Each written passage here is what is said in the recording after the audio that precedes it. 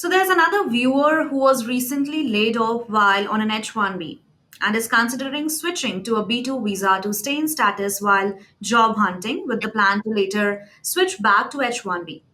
So what challenges or risks should they be aware of when switching from H-1B to B-2 and then back to H-1B? Any advice or insights would be greatly appreciated. Of course. So that's a stressful time for an individual when they have been laid off and have to look for another position. And typically, the B2 extension or change of status to B2 is an option. When transferring to B2, you must have your latest payslips to demonstrate that you are in valid status prior to filing the B2. The B2 can take up to 6 months for an approval.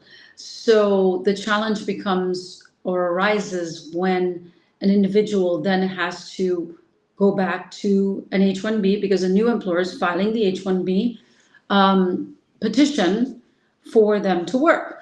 And the only point you have to do is ensure that the H-1B, with the H-1B request, the B2 is also adjudicated and you have it mentioned that the B2 is pending, attach the receipt notice, and request the adjudication of the B2 prior to the adjudication of the H-1B because the last status governs. So if the B2 is approved after the H-1B, then the person remains on B2 status, even though they went to H-1 for, even though the H-1 is pending. So it's important to request the adjudication of the B2 prior to the approval of the H-1B.